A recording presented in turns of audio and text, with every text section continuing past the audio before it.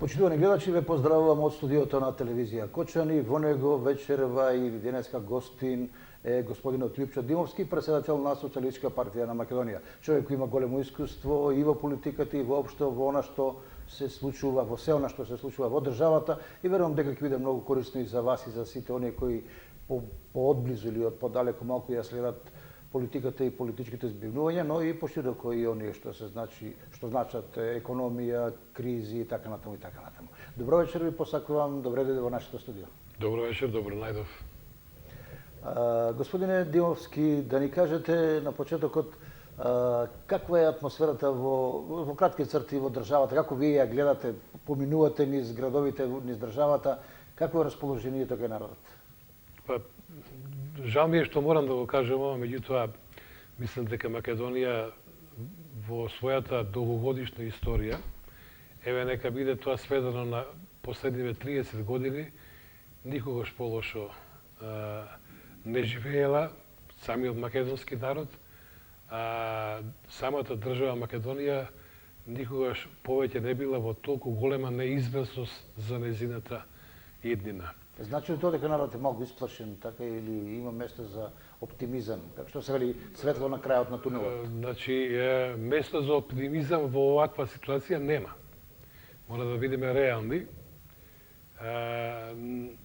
Вака како што се поставени работите, македонската држава тоне. Македонскиот народ исчезнува, и затоа ме загрижува апатијата во која што е влезе народот, и начинот на кој што ги прифаќа сите оние лоши одлуки кои што се носат од страна на извршната власт и кои што се на штета на македонскиот народ и на штета на македонската држава. Рековте македонскиот народ исчезнува, што значи тоа? Малку звучи драматично. Па како не исчезнува? Добар дел од народот прво не е одселен во странство. Зошто? Затоа што нема перспектива во сопствената држава. Второ, благо е да се каже дека е сведок на циркузи во политиката. Мислам на оние во собранието, но тоа е трагично што се случува со македонската политика, заради тоа што една неодговорна номенклатура си зема за право, без согласност и дозвола на народот, да менува многу битни атрибути за македонската држава и многу битни работи за македонскиот народ, односно македонската нација. И чезнува заради тоа што некој му ја брише историјата. И чезнува затоа што некој му го брише писмото. И чезнува затоа што некој му го брише јазикот, му го негира. Ние повеќе немаме македонски јазик, ние имаме јазик кој што се говори во Република понивно, Северна Македонија. Обезличени сме како држава, обезличени сме како нација. Испративме еден импровизант обичен во Обединетите нации за амбасадор. Видите што се случи после месец дена од неговото одење, односно пристигнување во Обединетите нации. Значи, таму и покрај тоа што македонскиот јазик е верификуван меѓународно и во Обединетите нации како јазик на македонскиот народ, ние сега го имаме изгубено тој статус на нашиот македонски јазик и во Обединетите нации веќе полека почнува да се користи фразата јазик кој што се говори во Република таква и таква. Тоа се опасни процеси. Може ли тоа подоцна да се лекува или ќе биде многу тешко? Сите работи кои што еднаш тоа е стекнато право, како да кажам, меѓутоа од кои што ние од неразбирливи причини сме се откажали или молчешком сме дале согласност, тешко е да се менуваат, меѓутоа ние ќе направиме, дај Боже да дојдат такви времења, се што може за да се подобрат. Така. Да се вратиме сега на Социјалистичката партија на Македонија. На што сте фокусирани во овие моменти на драматични, динамични случувања во државата, кога се решаваат многу круцијални прашања? Вака, Социјалистичката партија веројатно е една од најстарите политички партии во државата со своја долговековна историја. Уште во 1893 година се појавата на социјалистичката мисла на просторите на Македонија. И во периодот до Првата светска војна периодот на Балканските војни, Првата светска војна, Втората светска војна, особено преку Народниот фронт за Втората светска војна, Социјалистичкиот сојуз на работниот народ во периодот помеѓу од крајот на Втората светска војна па се до 1990 година до осамостојувањето на Република Македонија и после тоа како Социјалистичка партија на Македонија. Прво имаме една сериозна обврска и одговорност кон македонскиот народ, затоа што секогаш ние ни својата историја сме работеле за интересите на македонците, а во повоената тогаш Социјалистичка Република Македонија и сега Република Македонија, современа сме работеле и во интерес на македонската држава. Оттаму должноста на современите македонски социјалисти е да ги средат чекорите на видните македонски социјалисти, почнувајќи од Васил Главинов, па завршувајќи со Љубица Пиванов. Да не ги набројувам сите, затоа што сте навистина многу кои што го имаат вградено својот труд и живот во темелите на македонската држава. Ние сакаме да си го заштитиме нашиот народ и нашата држава. Затоа сме посветени на таа наша, би рекол, мисија, а во исто време одржуваме добри релации со пред се со синдикалните, тоа е се последните актуелни случувања, соработката со синдикалните организации, затоа што оваа неразумна и тотално неспособна влада, сведена на влада која што освен да зема кредити и да троши народни пари, за ништо друго не е способна, ниту еден договор кој што го склучи со синдикалните организации не го испочитува, и затоа што сега е актуелно ребалансот на буџетот, ние како политичка партија во состав на коалицијата Обнова на Македонија, значи во соработка со нашиот коалиционен партнер ВМРО ДПМН, и се вградивме во поднесување на амандмани кои што ќе одат во прилог на гарантирањето на достоинството, затоа што сега станува збор за одредено покачување во согласно со колективниот договор. Конкретно можам да зборам за просветните работници. 7441 просветни работници имаме во основното, средното и високото образование.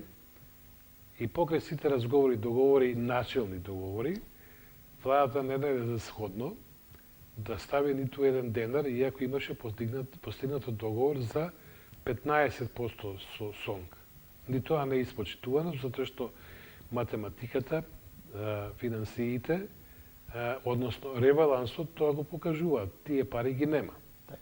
Ние поднесуваме амандман, конкретно зборам за просветните работници, тоа што за што е излажени, и ова е благ збор, изманипулирани, изневерени и така натаму, да биде содржано во еден амандман од наша страна, со кој што ќе ја ставиме владата на тест да покаже колку е лицемерна, колку е дволична и во која мера ја има изиграно довербата на нашите учители, наставници и професори, кои што имале доверба во нив, дека навистина имаат склучено договор преку представниците на СОНГ, а всушност сето тоа била една обична парада, еден циркус, и кој што не резултирал со предвидени финансиски средства за покачување на нивните плати. И тоа што ќе се покачи сега, со оваа ситуација во која што се наоѓаме со веќе двоцифрена инфлација над 11%, се беззначани. Ние предлагаме 18%, колку што е предвидено со колективниот договор, да им ги покачиме платите на просветарите, а веќе инфлацијата е над 11,5%. Зашто всушност ние Иако сега нема пари, за дали еден има пари да месец- речеме во септември кога ќе почне покачува, треба да земат ми се чини со октомвриската плата покачување, така. Да. До тогаш од каде пари? ме разбирате, значи, со Меѓутоа- кого стигаме работа. Да. Значи, станува збор за класично ненародна влада, која што не да нема слух за народот, за потребите на граѓаните. Еве, имам уште еден пример. Зошто не се продолжија антикризните мерки? Зошто не се послушаше опозицијата, зошто не се прифатија нашите предлози за законски измени за законот на ДДВ и за законот на акцизи?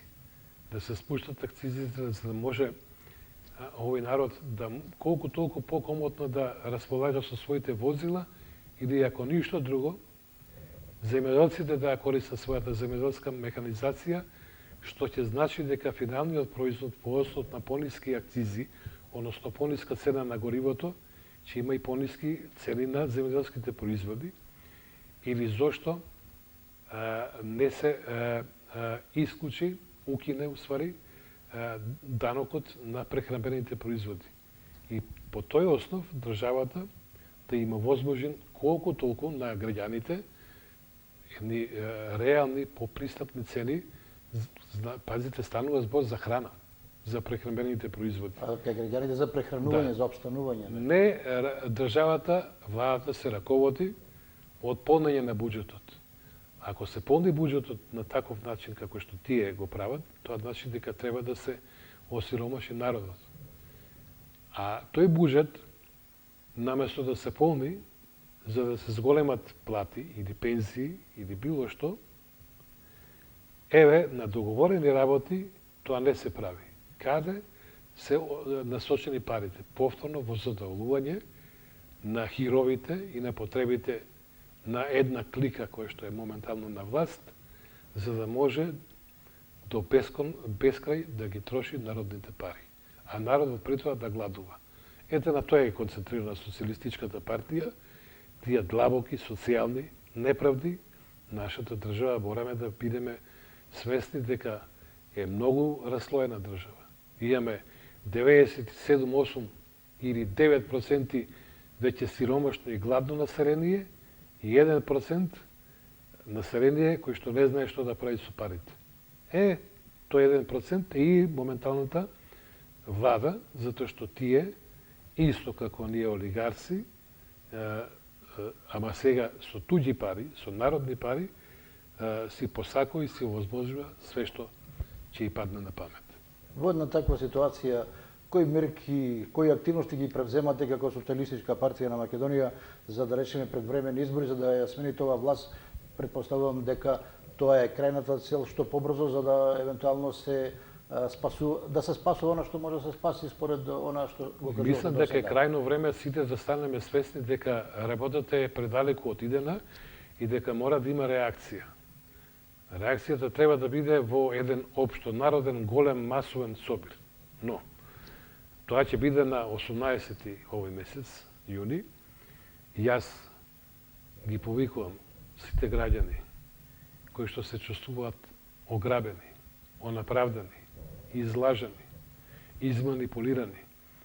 Граѓани кои што во себе чувствуваат патриотизам, чувство за љубов кон државата, чувство за одговорност кон државата, приврзаност кон македонскиот народ, луѓе кои што име доста од се, да ни се придружат на големиот општонароден масовен протестен собир во 20 часот на 18 јуни пред владата на нашата Република Македонија и да тој начин да и дадеме црвен картон со конкретни барања на оваа ненародна и нелегитимна влада.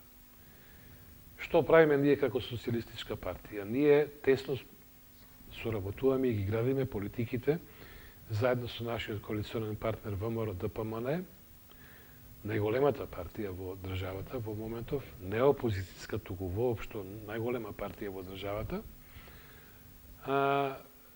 со спроведување на така наречената активна блокада во собранието. Што значи тоа? Ние сакаме да ги исцрпиме сите демократски инструменти кои што ни се на располагање и тоа го правиме на еден добар начин во смисла на заштита на интересите на граѓаните. Она за што сметаме дека е во интерес на граѓаните, ние без поговор го поддржуваме.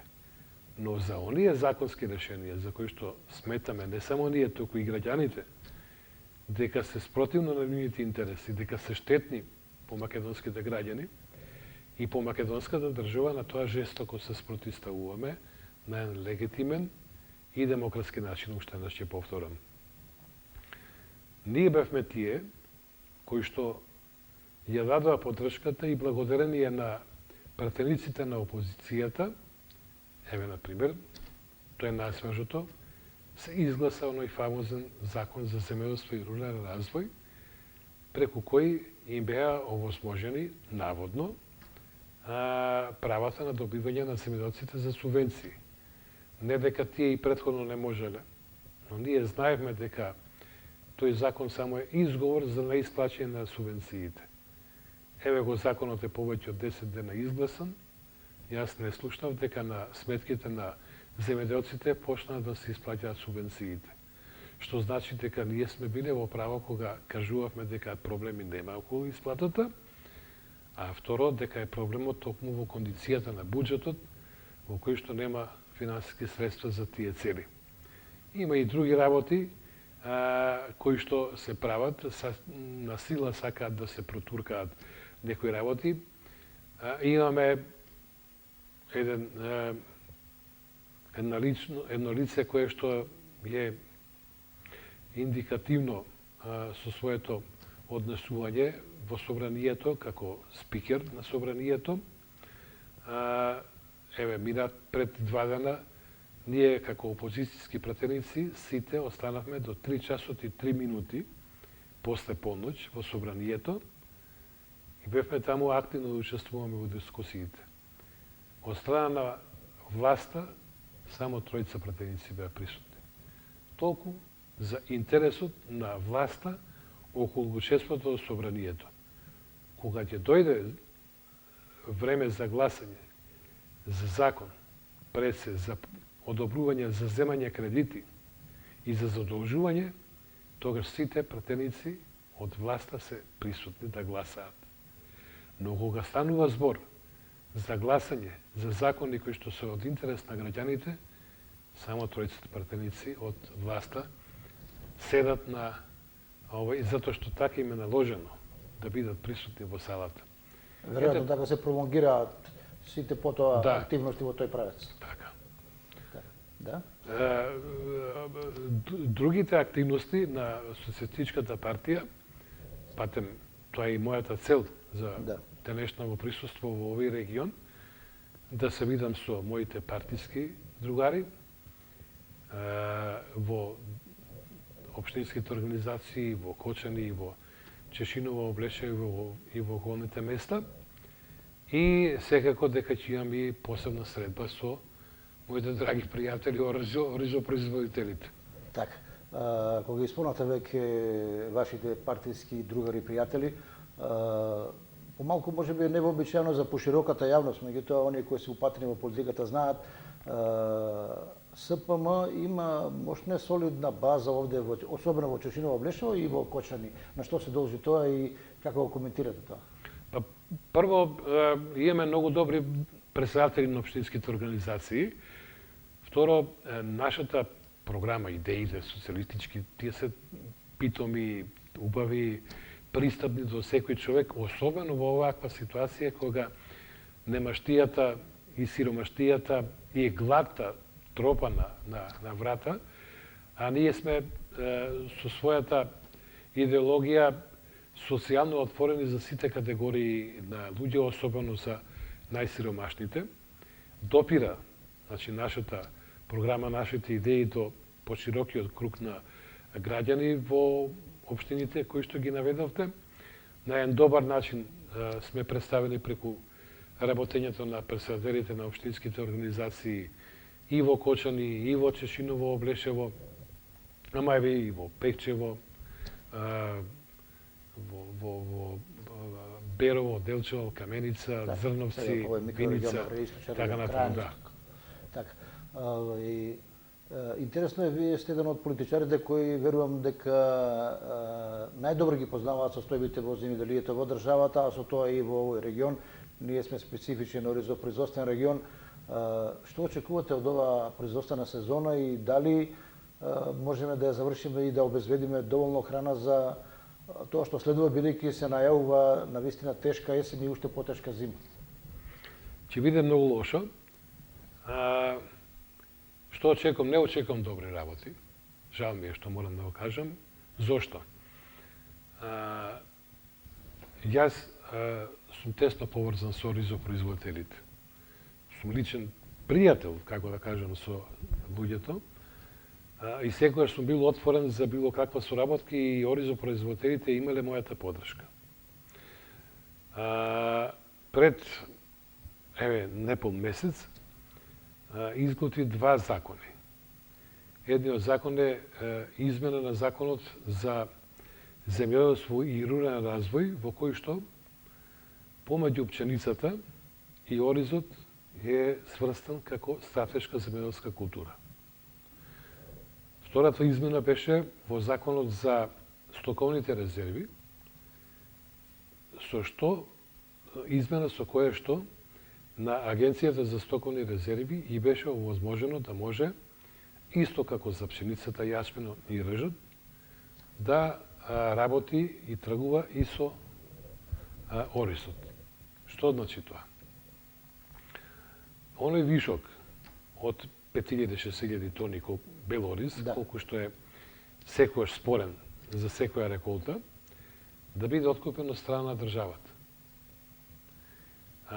Прво, тоа е исто и барање на оризопроизводителите.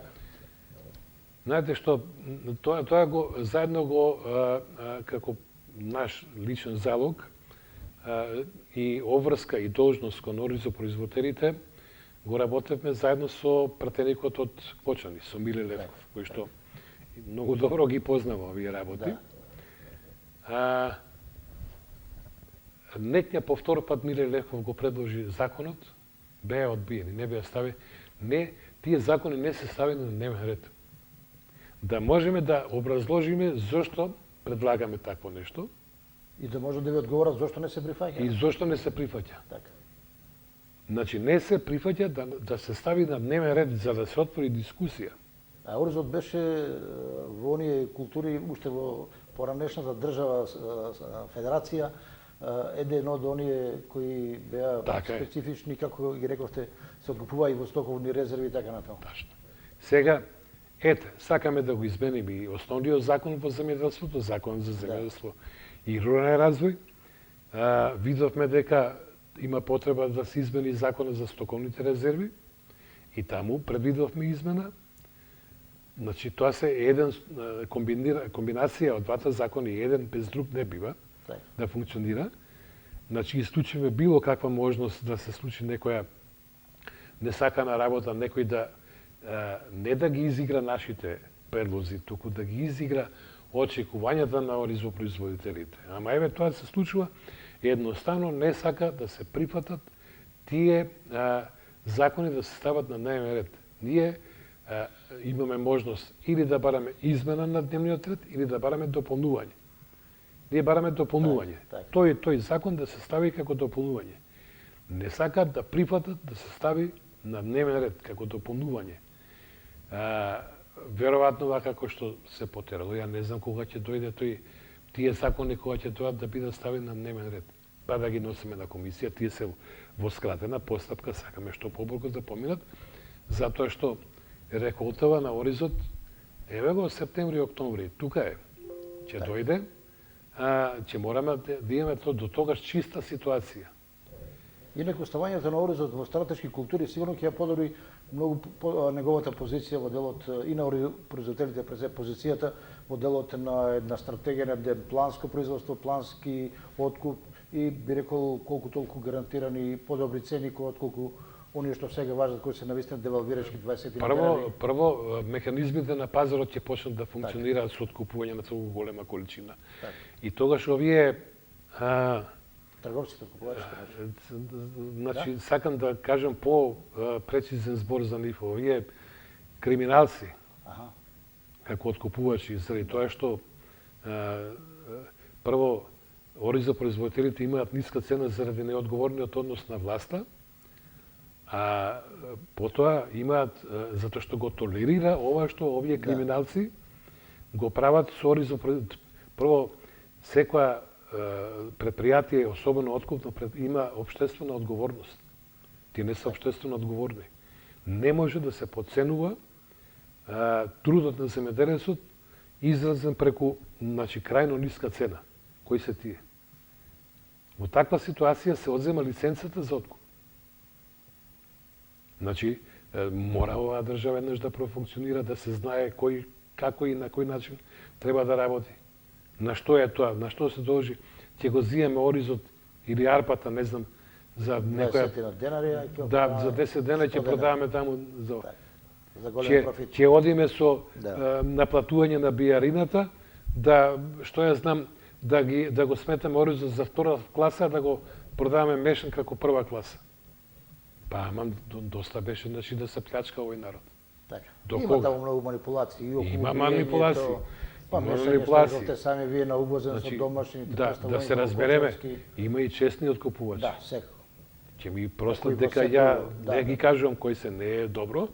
Меѓутоа, заради овие нечестниве, трпат и тие честните.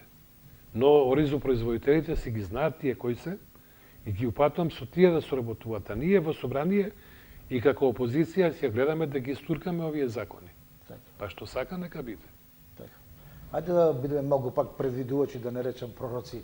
Есента, зимата со овие цени, што може да очекуваат граѓаните? Треба да се подготвуваат за така, би рекол, еден посериозен предизвик во тој дел, бидејќи навистина овој наплив на цени и овие мали покачувања на платите прават расчекор кој може би ќе биде сериозен за многу семејства. Видите, тој процент е страшен што вие го рековте 99 према во криза према 1%. Владата и министерот за задолжување и земење кредити, не министер за финансии, сакаат во скоро време да земат кредит од 900 милиони евра. Значи скоро милиарда. Но тука не е све, преку еврообврзници повторно да отпечатат уште за 600 милиони евра. Милиарда и пол. Тоа значи дека над 8 милиарди ќе биде вкупното задолжување на државата, што е многу сериозно, многу критично. Многу скоро ќе дојде до поскапувањето на цената на струјата. Да не се надеваме со некои си пакети, ќе биде волку, ќе биде тој што троши помалку, ќе му биде покачена струјата. Не, овие не се подготвени на такви работи. Власта е во таква ситуација да сака само да зема, а ништо да дава. Сака да каже да се ќе падне на товар на граѓаните. Дефинитивно. И последното евро, последниот денар што го имаат во джебовите, и тој ќе им се земе. Храната ќе оди до бескрај. Доколку не се направат интервенции, онака како што ние предложивме, да се укине ДДВ-то до крајот на годината за прехранбените производи, да се намалат акцизите и што повеќе да се насочат средства во земјоделското производство, заради тоа што треба да се намали цената, производните трошоци на земјоделските производи, а преку тоа и крајната цена на храната, затоа што на тој начин ќе може за помали пари да се прехрани населението, сите граѓани. За жал, ние се ставивме во ситуација да бидеме увозно зависна држава од прехранбени производи. Срамота е тоа. Второ, немаме доволно производство на пченица во државата, што значи дека едно 90.000 тони, па и повеќе, на пченица ќе увезуваме. Што значи тоа? Ние тоа што го увезуваме ќе треба да го платиме по берзанска цена. Сега следете ме внимателно. Моментално цената берзанска на пченицата меркантилна е некаде над 26 денари. Овие другиве криминалци кои што се занимаваат со откуп на пченица, уште од сега најавуваат дека повеќе од 20 денари нема да платат за пшеница. А не може тоа така.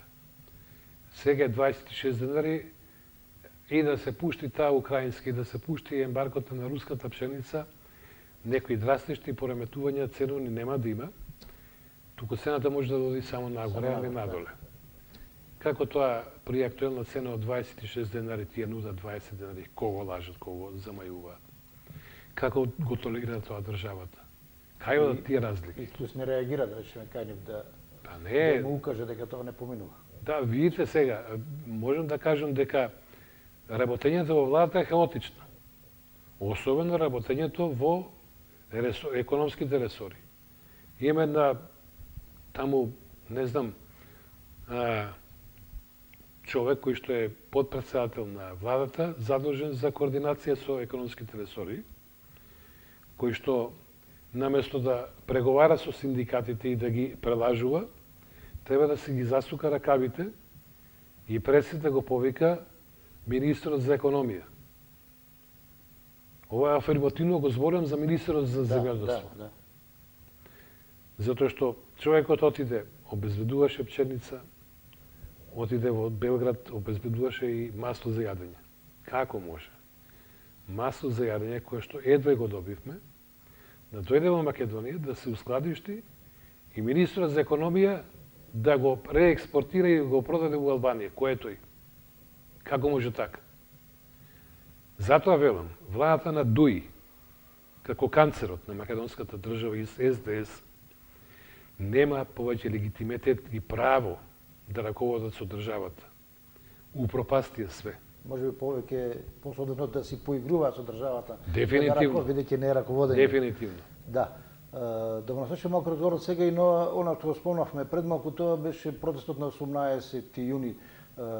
Што очекувате тој да донесе? Може ли да биде прилог или чекор кон предвремени избори? Па тоа е нашата цел и целта или посакувањето на најголем број од граѓаните со кои што ние разговараме.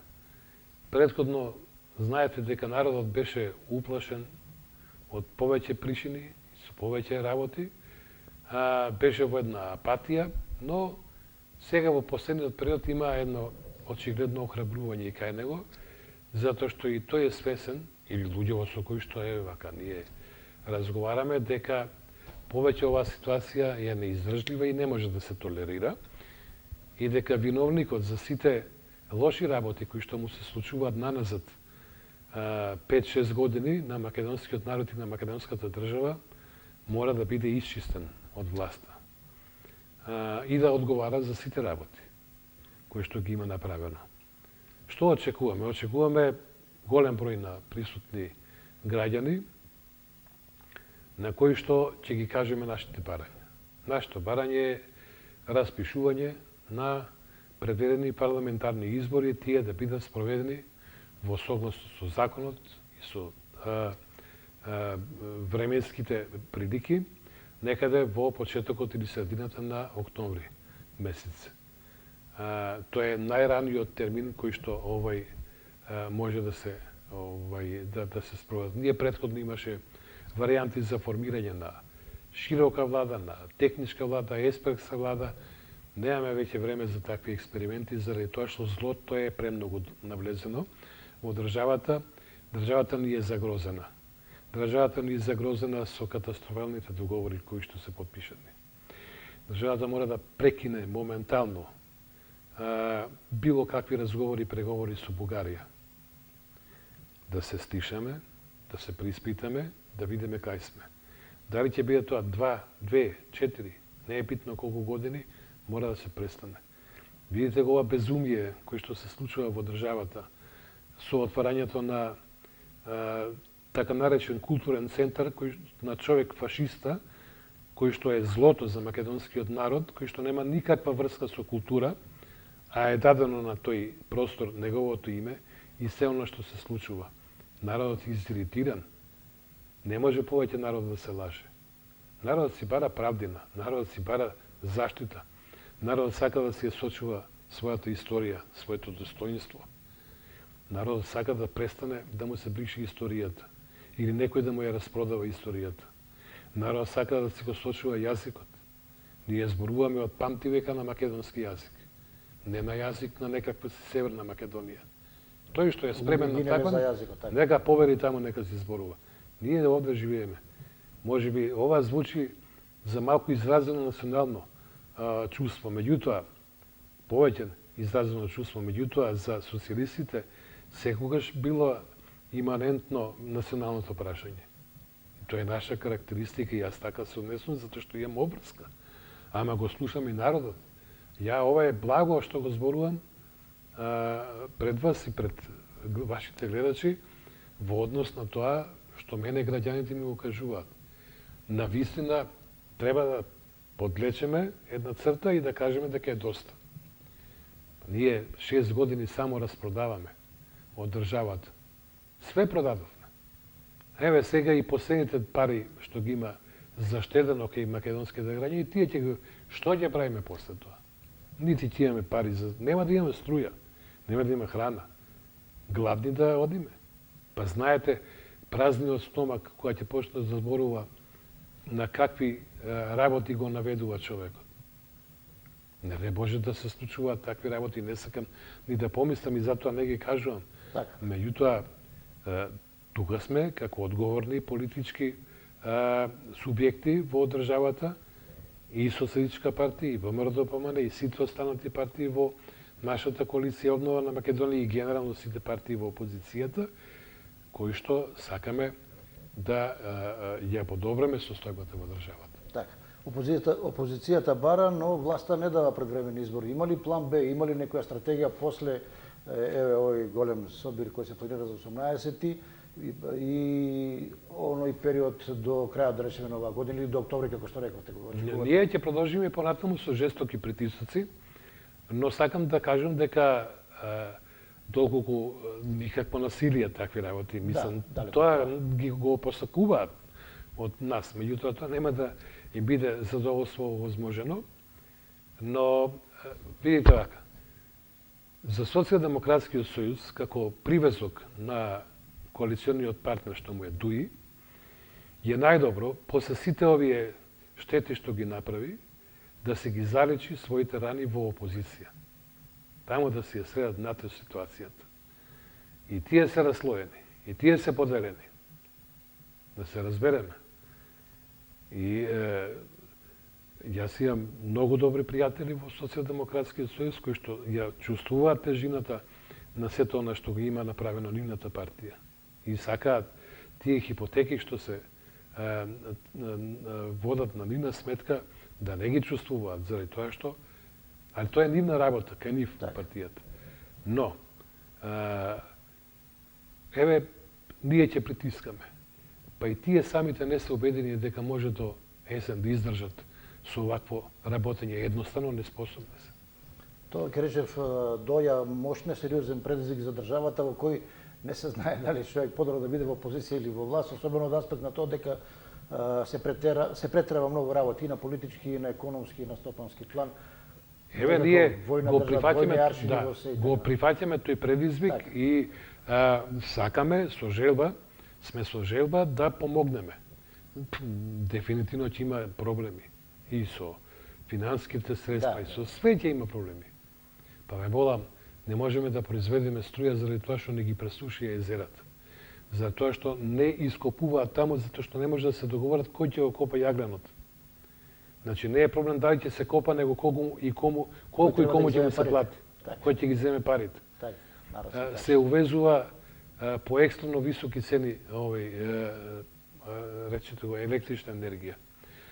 Имаме регулаторна комисија која што секој ден заседава и само ги покачува цените на горивата. Имаме директно на таа регулаторна комисија која што ја мислам дека нема поим човекот што му е негова обврска да работи.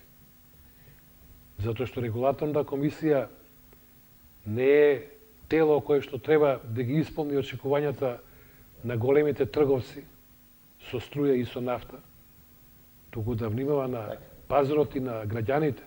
Како така?